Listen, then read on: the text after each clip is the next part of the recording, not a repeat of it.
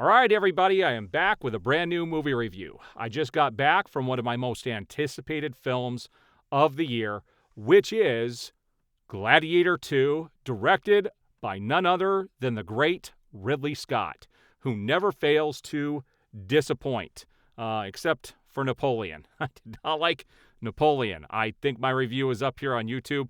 That movie was awful. But this film, I wanted to see if he could redeem himself. And I absolutely love the first film. It's one of those movies I have owned so many times on physical media because they keep re-releasing it. And I think I'm just going to now wait until they have a 2-pack 4K before I pick up this one. I'm sure they're going to do a 2-pack. Although I do hear that Ridley Scott is talking about possibly doing a third film, which I hope they don't do. I hope they leave it just as is with part 2. But let's talk about this film. I have a lot to say because I am very familiar with the first film. I know it inside and out. I love the music by Hans Zimmer.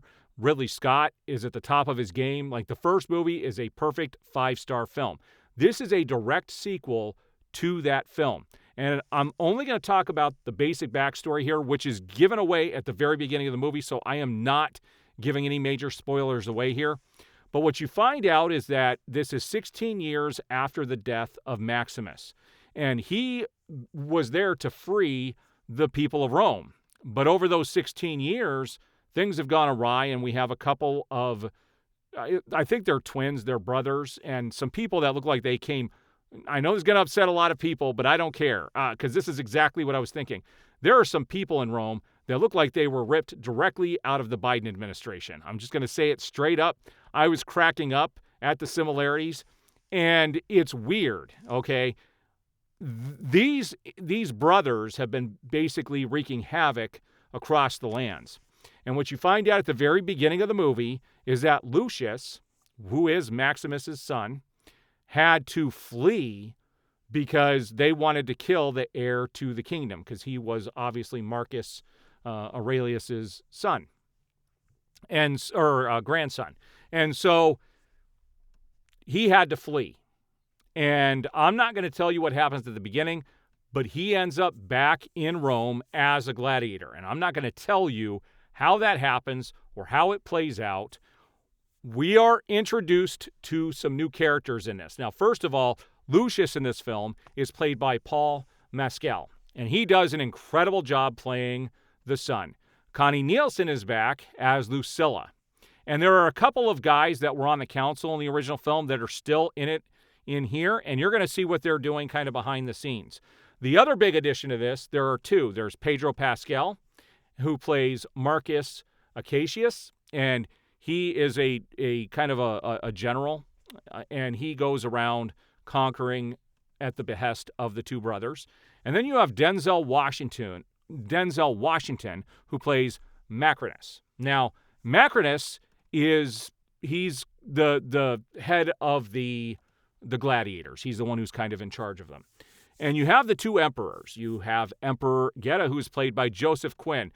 You might notice him from Stranger Things, the last season, and he was just in the last Quiet Place movie as well.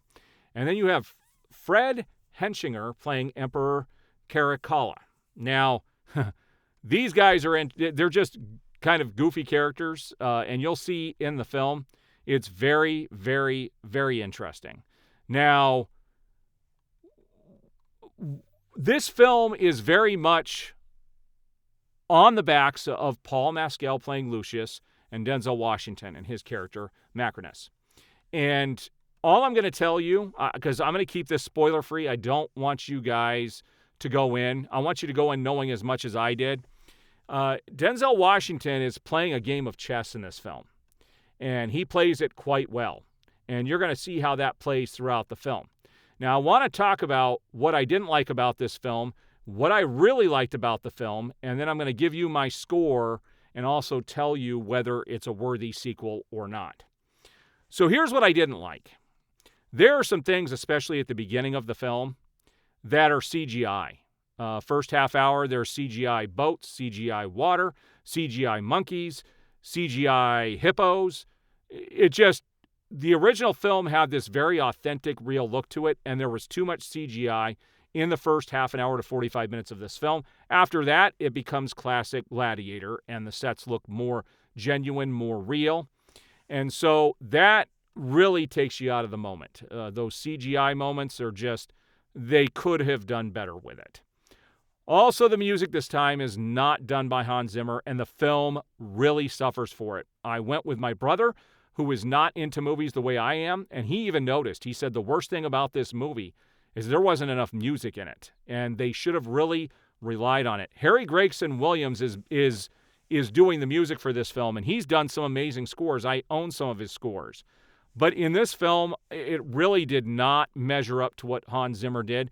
Now, luckily, they do bring in a few themes from the original film, and they use them in some very critical places that I don't think would have worked without it. But I think the rest of the film would have benefited from Hans Zimmer's score, and I'm not sure why he didn't come back to score this one. Those were really my only two real gripes. The story is really well done, but it's very different from the first film. Like I said, this is more like a chess game, whereas the first one was more of an action film. This has some good fight scenes in it, but the whole first film, that's what it was. This was more of a political thriller, and there weren't as many action scenes, and they weren't as impactful. So let's talk about my score at the end of the day. First of all, I give the first film a full 5 stars. The first film is a perfect film. There's no flaws in it. This film, I give 4 stars to. If they would have fixed the CGI and they would have fixed the music, I would have given this 5 stars and said it was on the level of the first. Not quite as good as the first, but still on the same level. As a sequel of Gladiator, yes, this is totally a worthy sequel. If you like the first film, you're going to like this one. I don't see why you wouldn't. Go in, enjoy it for what it is. I would love to hear your thoughts below. If you have seen the movie or plan on seeing it, let me know in the comment section below. And after you see it, come back and let me know what you thought. I would love to see other people's opinions on this. I really enjoyed this film, and I think if it's something you want to go see, definitely take the time to go see it at the theaters. It's a really good movie. All right, guys, so there's my review. I do appreciate the support. We will see you guys on the next one.